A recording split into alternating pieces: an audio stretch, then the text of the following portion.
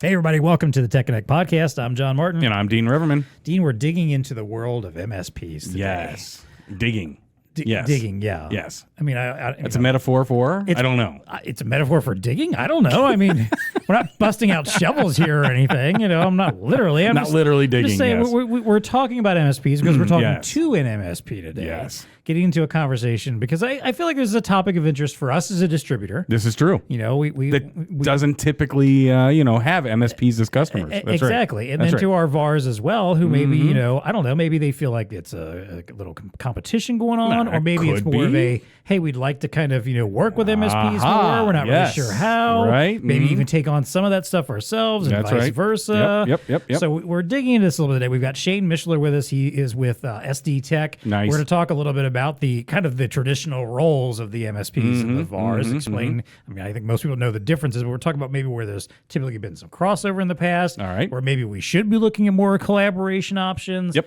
We're going to talk with him a little bit about what happens in his world when a customer does start asking for the stuff that's typally more of the VAR world, as we commonly think of it. Do they shy away? Do they, Do they step back? Do they hand it off? Is it case by case? And maybe vice versa. What happens when a VAR potentially is pushing something in their direction?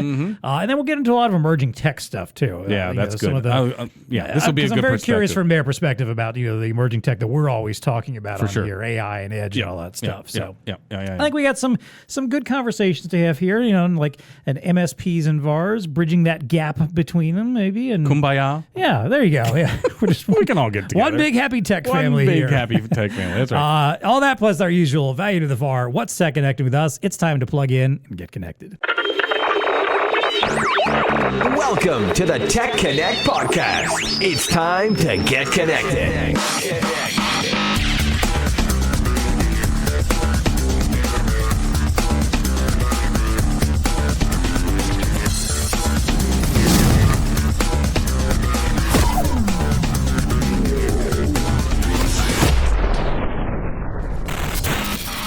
All right, as I mentioned, our guest today is Shane Mishler. Did I pronounce that correctly? Mishler? You did. All right. You pronounce it better than I do most of the time. I always like to make sure I get that right. He is the VP and COO of SD Tech. Shane, thank you so much for joining us today. We appreciate having you on the show. Again, we appreciate having a different perspective than we normally get. Absolutely. In the world of tech and and how we go out there and help our customers with technology. So tell us a little about yourself, your background, and maybe a little bit about what SD Tech specializes in. Yeah, I can easily do it. Thank you so much for having me on, and I always appreciate a fresh perspective. So I'm glad I could offer that to you guys. So a little bit about me. I'll give you some of my background real quick in a nutshell. I'm the oldest of 8 kids. I have 5 brothers and 2 sisters that are, my youngest siblings are only 12 years younger. So I grew up in a house where Wow, yeah. like 10 to 11 people whenever I was a teenager. I learned a lot about managing various personalities, but I didn't realize that's what was happening until a decade later. SD Tech is the 5th company I've worked for, over 20 years of a professional career. So I started off in the food and service industry.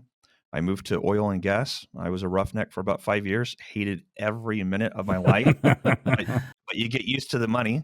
And then I took 13 months off of work, and after having been in oil and gas for so long, I reconnected with my family, reconnected with my wife, and spent some time reconnecting with myself. And during that time, I was like, what do I want to do? Because I've worked in food industry and I loved it, but there wasn't a lot of money. I worked in oil and gas and there was a lot of money, but I really didn't enjoy life. So I was like, what do I like? And I like music and I like art. But behind both of those things, I've always loved and had a passion for technology. So it's like, how do I break into the industry?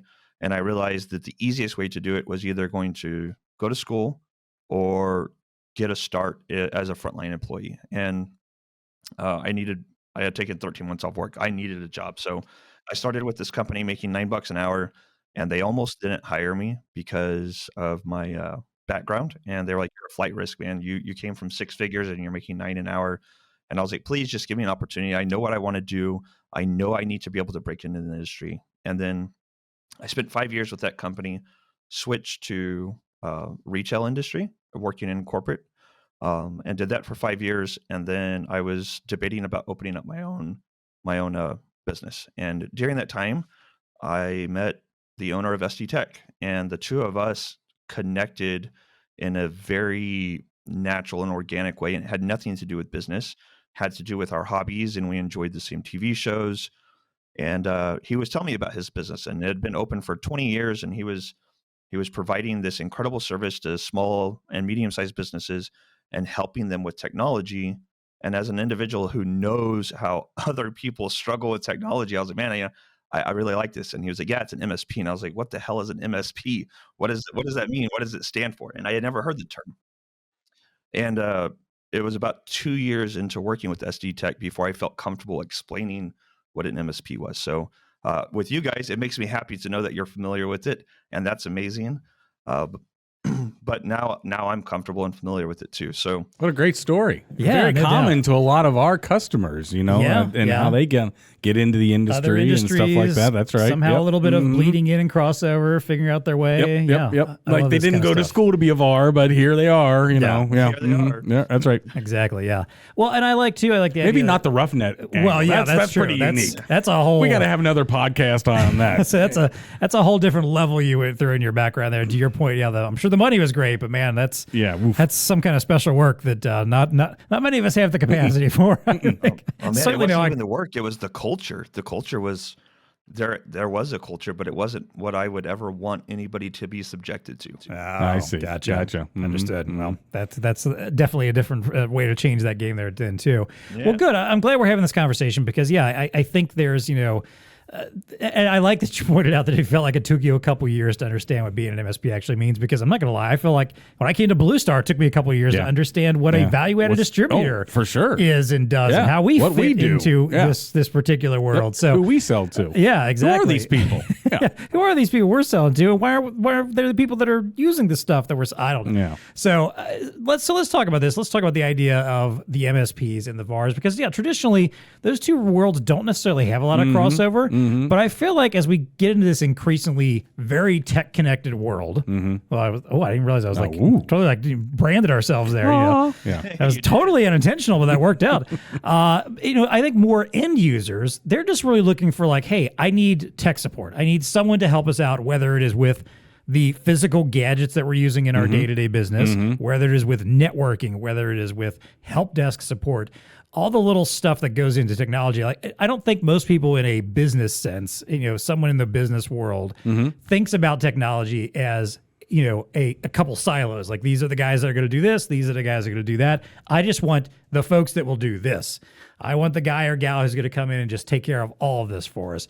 So do you think there is more opportunity there to start blending these two worlds together, where there's more collaboration between what you're doing, which is more of the, obviously the business side of the, the networking, the security, the IT, what traditional IT I think most people think of, versus what the operational business technology that a lot of our VARs are actually doing? Do you feel like there's some potential for crossover there? Not only do I feel like there's potential for crossover, I think that we are reaching a point to where if we don't figure out how to make that happen, we're going to end up being left behind.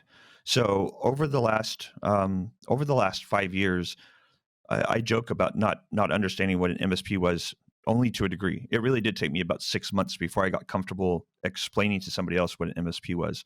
But now that I've been with the company for about 5 years, one of the things that we're considering is what better explains what we do. So as an MSP, typically the majority of other people think of IT as being siloed. But one of the things that SD Tech does is we take an approach for small and medium-sized businesses similar to what they get when they're going through and building out a new building. So when you're building out a new office, you typically have one GC, a general contractor, who is that point of contact for the business owner. And then they're the ones that handle all of the various silos, right?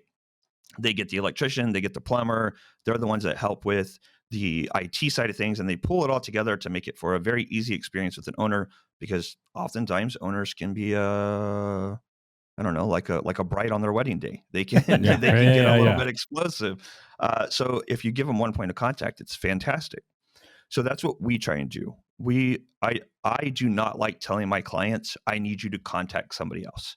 I want to be that point of contact for you. I am your technology expert, And I am not an expert in all things technology, but I am an expert in networking. And so I need to know what resources I have available to me to take care of achieving this goal for my client. So if we don't figure out how VARs and MSPs and people like you can come together more organically and quickly, I think that the business owners are going to end up looking for totally different solutions. And that's it. It's all solution driven, if you ask me. I mean, the traditional IT space is not a space that BlueStar as a distributor would typically be in, nor would our customers, the resellers, be involved in that. But we talk a lot about it here, Shane. This convergence of OT and IT, as John just kind of set up there. It's just the field is getting more and more blurred every day. Right. And now that you have additional technologies that are coming in and being disruptive, a la AI, a la robotics, a la things of that, automation, things of that nature, where really, I mean, you need IT expertise and you need the specificity or the nichiness that a value-added reseller might bring on, mobilized edge solutions or what's happening on the edge. There's more and more of that. And it's interesting to hear you feel a little threatened, right? In the sense that as an MSP going to be relevant in 5-8 years? Don't know, because resellers are feeling the same way. Are we going to be relevant in 5, 8, 10 years, whatnot? Really fascinating. Which I think is why we've been preaching the whole concept for several years now of these partnerships and developing solution partnerships and developing an ecosystem where you are partnered up with software companies and we're closer relationships with the hardware manufacturers. The stuff that we're trying to do to help bring everybody together. I mean, it's all part of the same picture of, again, solution providers, not this guy that does this, this gal that does that, these folks that do this thing, but who's going to take care of it all for me? Well, and to Shane's point, you don't want to, he wants to own the relationship of, exactly. I mean, they've obviously cultivated customers over all these years, the 2 decades that they've been in business.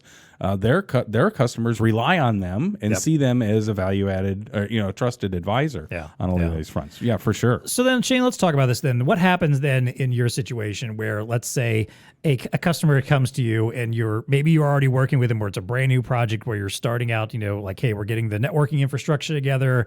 We're figuring out, what your help desk is going to look like, or all the traditional IT stuff that most people probably do think about. At some point, what happens when that person comes and says, hey, you know what? We do some field work here, so we really need to equip our folks with some tablets or some quality mobile computers, or we really want to have some digital displays around the office building too. When they ask you that kind of stuff, of those things they need that are not typically part of your scope, what happens when you get those questions? Are you taking them on a case-by-case basis? Do you try to find someone to kind of pass that on to? Not with the call this person, but the all right, yeah, we'll help you out with that, and then you're making a call to someone like a VAR or directly to a vendor. So what happens there? And as part of that question, how can us and our channel, what we do as a distributor, our relationship with our vendors, the VARs we're working with, how can we help out with that? So what's interesting, John, is that the things you mentioned are something that SD Tech has already figured out over the last 5 years. How do we handle all of that in-house? So it's interesting that you chose us to be on here rather than a slightly more traditional MSP, because we have already separated ourselves out greatly. Everything you mentioned is part of our general support and something we're great at. So that part's easy for us. But I'm going to give you a great example of something where it's what we want to do for our client, but we know that we're not the best suited. So we have a small, I say small, medical office. It was small when they started with us, up to about 45 employees and 6 or 7 different doctors in this office. And they think that they're pretty cutting edge. They're not.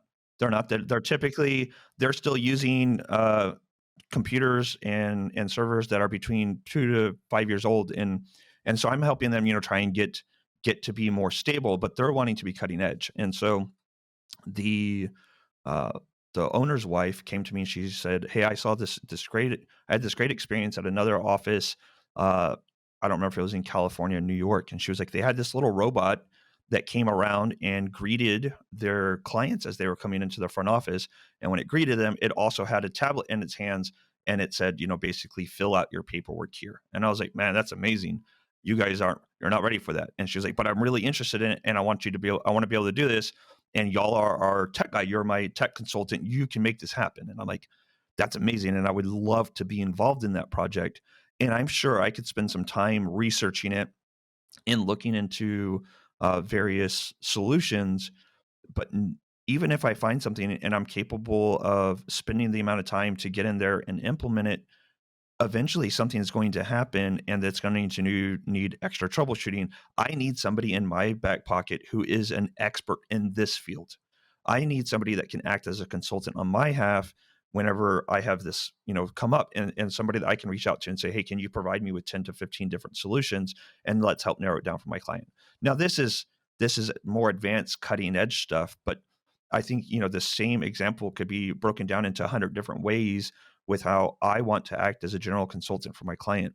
But I still need somebody that I can turn to who's more in that silo and handles this type of product, whatever that product is, and can say, Shane, we've been doing the research and development on this, and this is what we think would be good for SD Tech and for SD Tech's clients. That's brilliant. I love that use case because, that blends right into our world. Who would might happen to have ruggedized tablets that you can do? Value-added resellers in our ecosystem. Robotics, oh yes, that happens to be a major initiative that we're starting to get into too. So exactly, I think that again, it's brilliant, and I think it's happening the other way as well. You've got traditional value-added resellers out there that are very knowledgeable about how to install a similar situation to what you're looking for, but they don't have the expertise in the IT world or managing software and all the things that and I'm going to use air quotes, a traditional MSP would bring to the solution. And it's more of this convergence that's happening. And we're seeing it on the software side, we're seeing it on the hardware side as well. And actually, Shane, I got a question on there. One of the gaps that we feel like is out there is on the programming side. So, for example, in your use case where, maybe some robotics would be installed either front of house, or we get into a lot of what we call back of house stuff in the transportation logistics warehouse. There's a lot of robotics, AMR happening in there. But there's a little bit of a gap in the programming aspect, meaning people who actually with fingers on keyboards that can integrate some of these advanced edge solutions into the ERP or, their existing things. So are your customers asking you about software support, or maybe even getting into some light coding, like APIs and stuff like that? That's a good question. And no, my customers aren't. So, but while my customers aren't, my CEO is.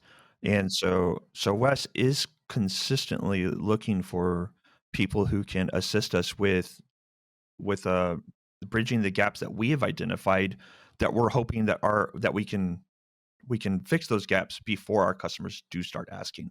And so a lot of it is just things that are going to make our means of doing business a little bit easier, because there's either a whole lot of tedious steps that have to be done, or there's a lot of coding that has to be done to bridge some of these different systems together.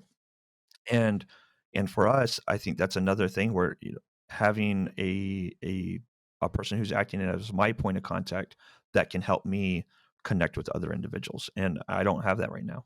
Exactly. I mean, what's that? Oh, you've read it. We have read it. and ChatGPT.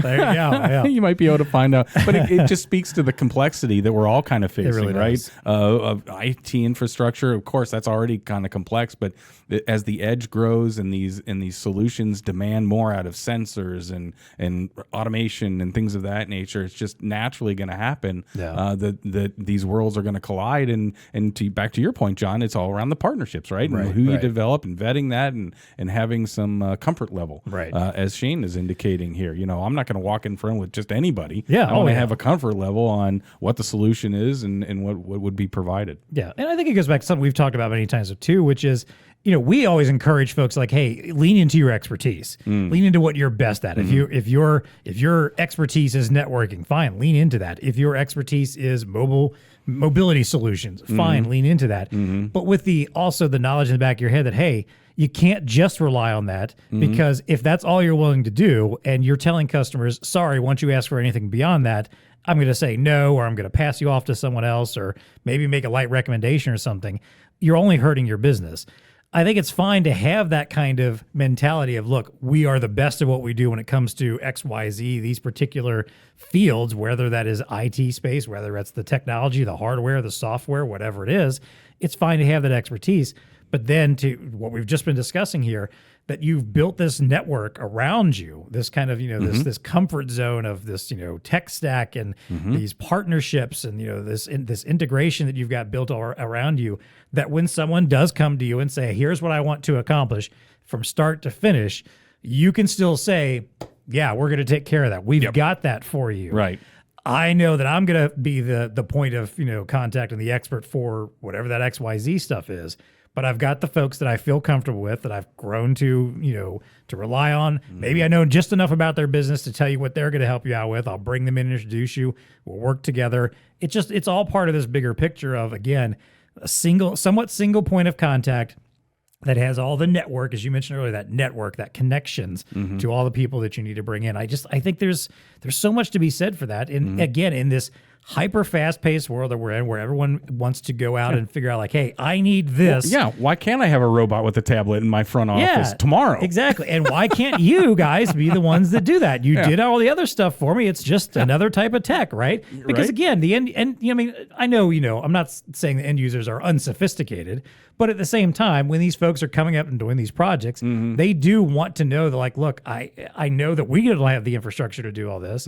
I want to know that there's somebody I can turn to to help me make that happen. That, in a sense, kind of the general contractor of a tech world of sorts that can help bridge that gap and bring all those folks back together again. So I think there's a lot to be said about that. Shane, did you have any other thoughts on that about, fitting into the VAR world and fitting into our channel, and where you think we can help, work together on making this happen a little bit more often? Because you guys seem like you've kind of sort of figured it out. And do you have some advice to help maybe other MSPs that might be listening, or VARs that want to develop these relationships? So I do have a little bit. So we have one VAR that we work with for a handful of all of our software solutions. So we go to them for basics like Office licensing. We go to them for our antivirus software, right? And so they assist us with the licensing solutions, and that's great. And they offer a whole bunch of products. And for the first couple of years that we were working with them, I was happy that we had somebody that we could go to and say, hey, this is what we need. They, showed us the billing interface, and it's nice and easy, and it takes a lot of the weight off. That's great. But it wasn't until the second year of working with them, and we had a change in our account manager. And this new account manager, who I'm sure, was trying to showcase how awesome he was like, hey, did you guys know that we have peer-to-peer groups? And I was like, what the hell is a peer-to-peer group? He said, well, we connect you with other MSPs, with other people who are in your positions, and we can shift those positions a little bit if you want to interact with a variety of people, and we will help bring you guys together and network you all across the US. And I'm like, that's a weird thing for you guys to be doing. I was like, why? I like it, but why? Why did y'all start doing this? And they were saying, well, we found that when you guys get together and y'all are talking about what issues you're running into, then we're able to extract from that, right?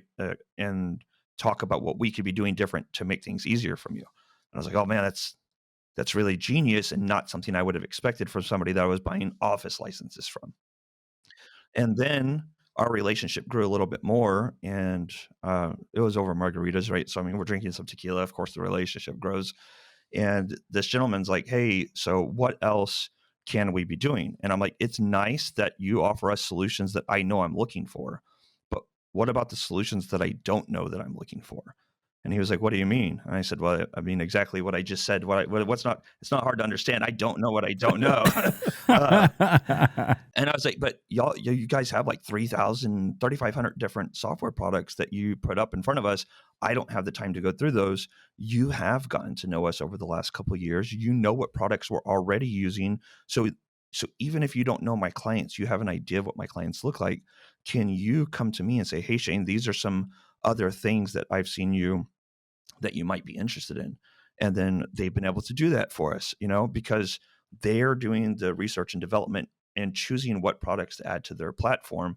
Now help me figure out which products I'm more interested in. And they've been able to do that. It's not, they haven't shown us 10 different products that we've started using, but they have shown us probably 3 to 5 over the last 2 years that we've been able to roll out to our clients. And I have absolutely appreciated that.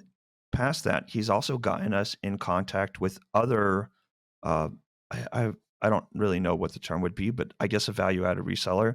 And they've helped us with more complex solutions that I don't typically think of when I think of a VAR. So we recently rolled out Azure Virtual Desktops with one of our clients and got them mostly moved fully into the cloud. Well, it's pretty complex, and there's a lot of things that go into it. And rolling out the solution is not difficult, but rolling out the solution and managing it can be.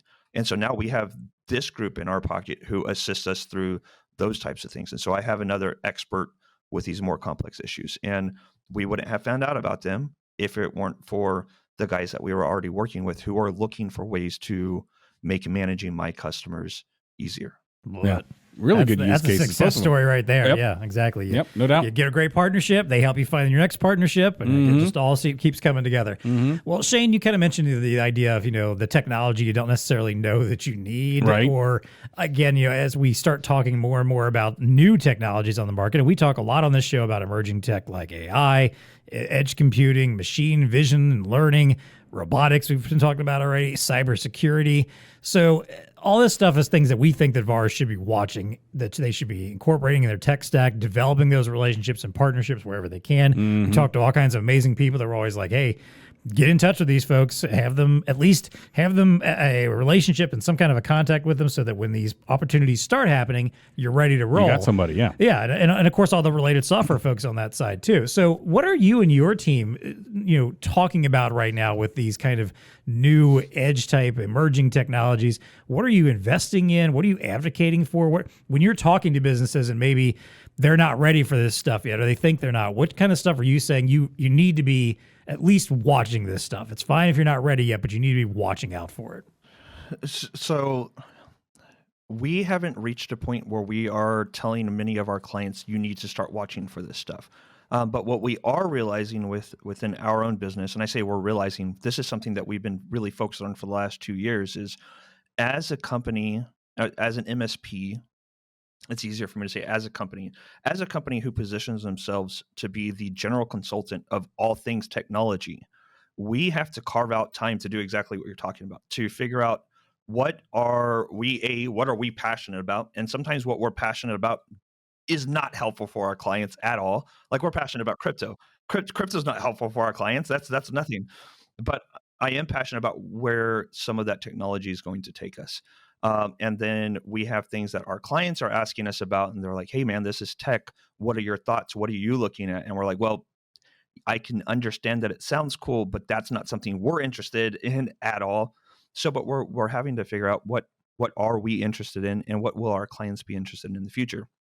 And so I think the number one thing that we have been paying attention to is AI, right? So ChatGPT, the open language models, where's that going to take us? Because right now, over the last year, we've had the most questions circled around that. And I have clients who have gone, hey, how can I utilize this? And I'm like, well, you can have it write emails for you, and then you can go from there, Right. But so we're having to pay attention to that. So, but beyond that, for me, CES just happened, right? So it's looking at all the highlights, because I didn't go this year, hoping to next year. And CES really showcase some of the cool things that I think are going to be able to be implemented into small to medium-sized businesses pretty soon. And one of those big ones is like the little robotic AI companions. I think that there's more opportunity for that to help have an impact on small business owners than we may realize right now. Just having that little companion when you're running your office, that alone can be nice, because it can get lonely sometimes. And then having a virtual AI assistant that you can ask questions to, and it can, project onto your walls a video instead of having to play. There's a lot of use cases there that I think are unrealized right now. I just got back from the NRF show. So going back to your roots in retail hospitality, I mean, there's a lot of stuff happening obviously in that space. And the one that kind of really glared for me was machine vision and the use of machine vision and just a variety of applications. Of course, in retail, it's all around anti-theft or, trying to thwart that. by using AI and detecting when things like that happen. But machine vision has so many use cases and so many different verticals. So I'm just feeling the sense that everybody's going to have to start to learn how to install some cameras, put in some AI around it, because it's getting very sophisticated and very easy. I mean, there was just a lot of talk about just literally, drop-in technology that would just hang on the network, and through a couple cameras, you can do a lot of stuff with it. So I always feel like really it's fascinating. That's a sign that you need to make sure that your business is getting involved in this. When people start creating solutions that are like the drop-in, plug-in, plug and play, anybody can do it stuff. Yep. If you've gotten that far and that's not part of your business model yet, you might already be a little bit too late. Right, yeah. There's your sign. Yeah, exactly. That's your sign that you need to be involved now at this point. It's like, hey, we're making this super easy, even at almost the consumer level now. You probably better make sure this is part of your day-to-day tech stack and conversations as well. So. All right, well, hey, this is good. It's been good stuff. I think this has given us a little bit of insight into the world of MSPs, how it relates to VARs, and maybe where we can start finding some ways to collaborate with one another here. Before we wrap up with our usual recurring segments, I want to, as always, thank our sponsors here on the TEConnect podcast. We appreciate your support of our TEConnect program, the pod as well. And of course, as always, if you like the show, we need to hear from you. If you're watching on YouTube, hit the like button, leave us a comment of some sort. It's so easy. We get bot comments from time to time, but I want some real comments from folks, or you got an idea, drop us a line. Exactly. If there's a question you have, a follow-up that maybe something we didn't ask, and you're like, hey, I'd like to hear about this, fine. We'll ask some follow-up questions. We'll get back around to these topics later. Follow us everywhere you can. Recommend. Man, me speak good. Recommend the show to your friends and colleagues who might be interested in this stuff. Hey, maybe this is an opportunity for you to go out to an MSP that you're close with and say, hey, you know what? I was listening to my favorite podcast, and they were talking about what you guys do. What do you think about this? Let's partner up. And as always, send your ideas to us. Seriously, go to the show notes. There's always a link to drop ideas out to us. You can also send those in by email, TEConnect@BlueStarInc.com. And you can also find us on BlueStar's LinkedIn. That's BlueStar Inc. on LinkedIn. All right, let's wrap up as always with our recurring segments. First, let's start with VAR value here because all right, sir. I feel like, we've kind of made the case here that there's some value to VARs, in understanding the MSP world and maybe starting to talk about this stuff. So, Shane, from your perspective, let's say you're sitting in the VAR shoes right now and you're thinking, all right, they want to get more involved potentially in managed services, maybe either making that part of their business or figuring out where they need to, start branching out and reaching out to an SD Tech or a similar company to help them out on that side of things. So what services in particular do you think are the most valuable for VARs to go out and talk about with their customers? Maybe places where it intersects with what they're already doing, where, with their focus on like operational technology, or maybe when they're bringing in software companies for solutions. Where do you feel like there's some opportunity to start talking about these kind of services that would either lead them to a partnership with someone like you, or maybe find something they can incorporate into their own business? That's a really good question. And so I think it was about a month ago that you guys let me know that you were interested in having me on your show. And I had been rattling this around in my brain the entire time. And the quick answer is I'm not really sure. The long answer is a lot of what we've already talked about. So, one, when you're reaching out, drop the cut and paste, sales pitch. It's just not going to go over very well. But instead, tell me a little bit about what you're already doing, and tell me a little bit about what you're hoping to gain from working with an MSP. I think that's a really good place to start. What I shared earlier about the VAR that we're currently working with, our account manager, Dominique, he's amazing. And he has looked for ways to take what they're doing and what we're doing and try and find new value-added solutions, right? And I really appreciate that. I think it starts with simple things, identifying the software solutions that an MSP may need or the hardware solutions an MSP may need, and then let us know that you can act as our consultant on the back end, and that tell me about the support that you're going to provide outside of the immediate, this is my product and this is how you can use it. That's good stuff. I like that. That's how you bridge gaps, right? You use complementary partnerships. We preach it. And I think his last comment there rings true too, of the idea of like go beyond just like what have you got for me? Because again, another thing we're always preaching is like we're no longer in a world where just a product play is going to get it done. I mean, sure it could, but if that's all you've got to offer, then they can just as easily go out on Amazon or anywhere else and do the same thing. Find similar. I can find that product myself too. Why do I need you to tell me that I need a certain product? But what I think when you're expanding that out and talking about like, hey, I've got this product for you. However, here's what else we're going to do. We're going to help you out with installation. We're going to help you out with finding software. We're going to help you out if you have any managed services you do need. We've got a partner that we can reach out to help out on that. It's all part of just that being a good consultative salesperson. And there's areas you can find that, like networking. I mean, a lot of our solutions on the edge are now needing to tap into 5G and private networks and things of that nature. This is an expertise that most VARs don't have in house. So you got to go to an MSP, that it has certain expertise in the connectivity part of it. It's just a natural thing to happen. There you go. So I agree. All right, great. Well, hey, let's wrap things up as always with our favorite segment each week. That's What's TEConnecting with You. This is where we get to talk about something in the world of tech, science, business, innovation, discoveries, interesting stuff, or just, I don't know, whatever fun thing we've been playing around with that we feel like talking about today. So Shane, I'll let you kick this off here. What's TEConnecting with you right now? So what's TEConnecting with me right now is, I already talked about it a little bit, is the nice little AI robot companions that they just announced. I saw 2 different models. Neither of them are great yet. They're not like, I'm not prepared to go out and buy one right now. But I think that this is probably the last iteration that will be released before I do go buy one. They just need a little bit more, but I like where it's going. And so the idea of having this AI robotic companion that can tie in with all of your connected home services, right? Your lights, your AC, just all of the various things. And it acts as a sentry when you're not home. And so it roams the house, right? Kind of like a Roomba, but it's not vacuuming. And it can send you alerts. So if there's something that's an electronic that's on and in use, but nobody's actually using it, it can send you an alert. And then if it's connected to like a smart plug, you can tell it to disable it, and it can interact with your home while you're there. And then they have, of course, built-in cameras, and so it can watch your pets for you and allow you to have that, and you can communicate with it. And then when you're home, we always have our phones. So to me, that's like one of the biggest things that we're going to have to be able to overcome is, why do I want this when I already have a phone? But having the ability to say, hey, bring me up a recipe for dinner, or tell me a little bit about the weather. And then one of them has a built-in projector, and it will find a surface big enough and project video onto your wall or the back of a couch or whatever. So that way you have a nice little mobile device that can actually interact with you differently. And I love that. I think that's amazing. I love this.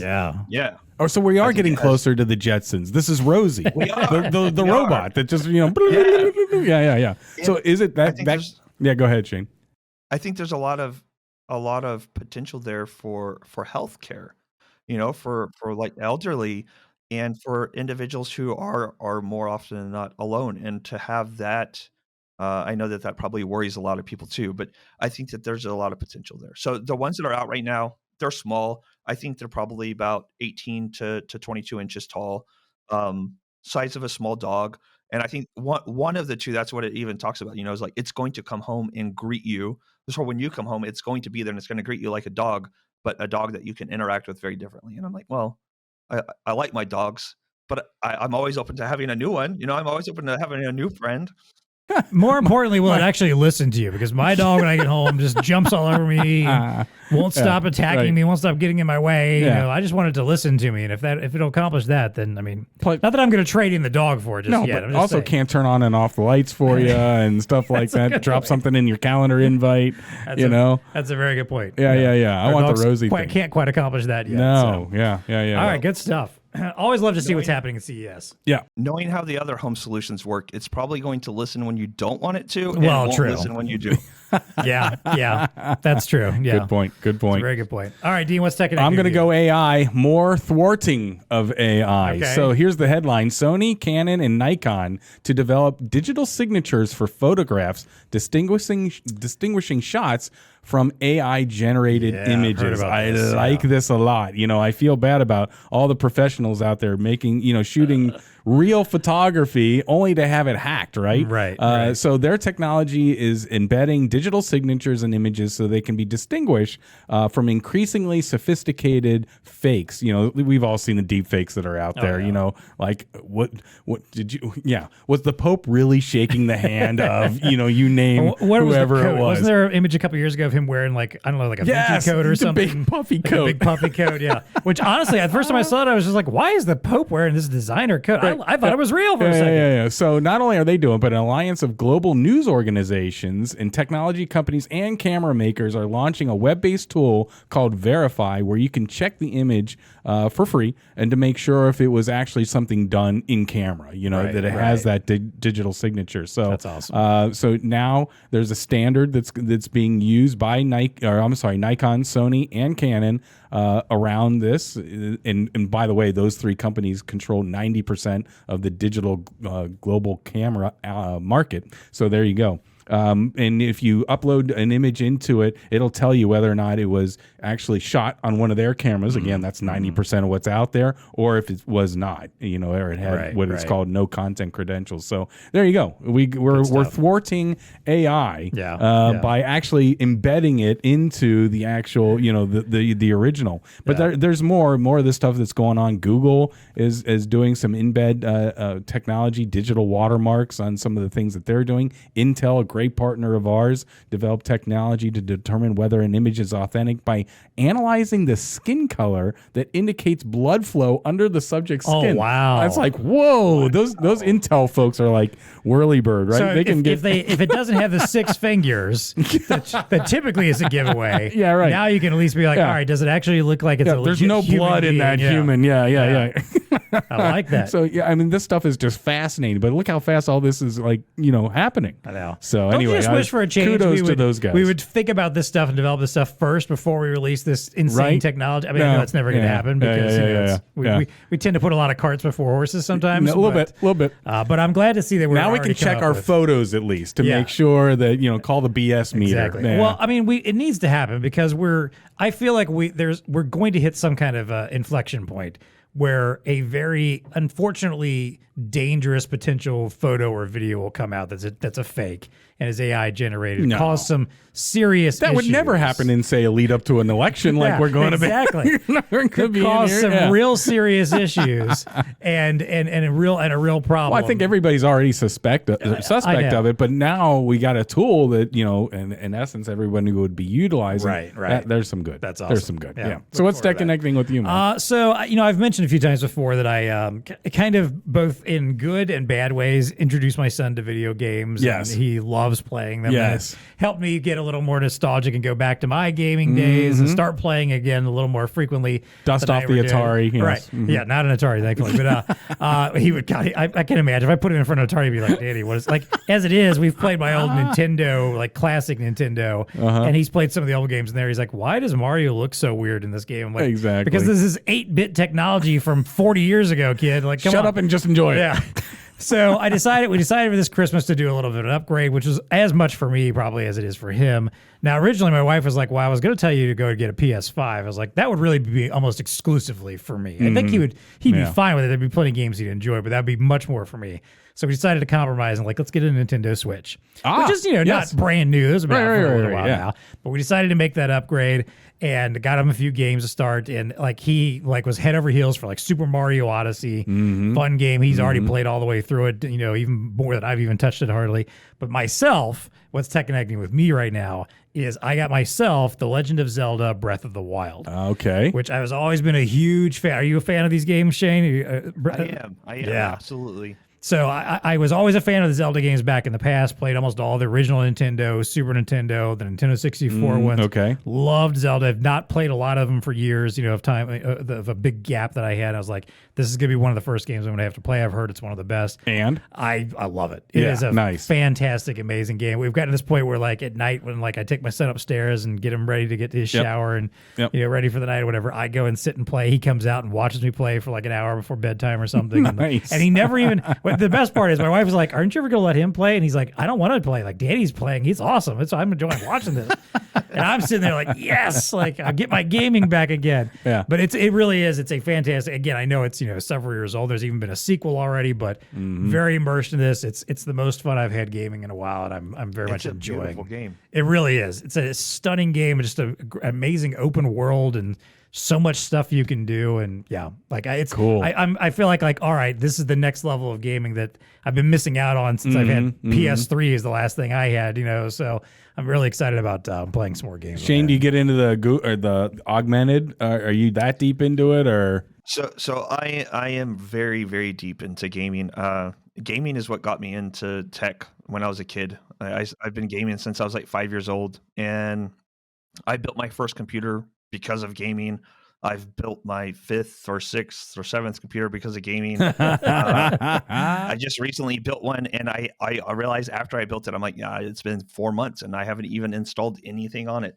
But yeah, I enjoy VR and AR, and augmented reality is something that I have been hopeful for a lot longer than I care to admit. And when Google released their nice little headset and it went nowhere, and then Apple, was it last year or the year prior, and they were like, this is going to be revolutionary, and I'm like, no, it's not, because we're not ready for it yet. We're not, but we're closer. And the Quest 3 just came out, and one of its preloaded apps, this is where I think technology and just the normal everyday can really begin to overlap.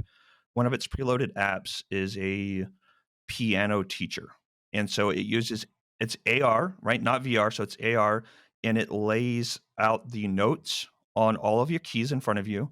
You can tell it to play a song, and then it works like Guitar Hero. It has the lines coming down indicating where to play. And I'm like, this is amazing, because you're offering augmented reality in a way that's functional and teaches. And that's, I'm a big fan of Ready Player One, and the book really showcases how we can take educational intent and mix it with technology and deliver an amazing experience. And maybe in 10 or 15 years we'll see some really cool advancements, but we're not there yet. In the meantime, we got Zelda. Yeah, exactly. That's beautiful. Yeah, my son's already asking for VR goggles. He's seen them a couple times. He's like, Daddy, can I get these things next? I'm like, I don't think we're ready for that. We're not going there. Let's just enjoy what we got for now. We'll take our baby steps. I know at some point, he'll probably have those things, and he'll become more of a gaming whiz than I ever could have been. So. All right, that is what's TEConnecting with us. Shane Mishler, SD Tech, thank you so much for joining us today. Shane. Appreciate having you on the show. Thank you, guys. Hey, until next time, it is time for us to unplug, but go out there and find some MSPs to work with. Yeah. Develop some relationships. Yeah. Grow your business. Maybe get a little AI robot companion. Ooh, I like that. To greet you at the door, And as always, please stay connected.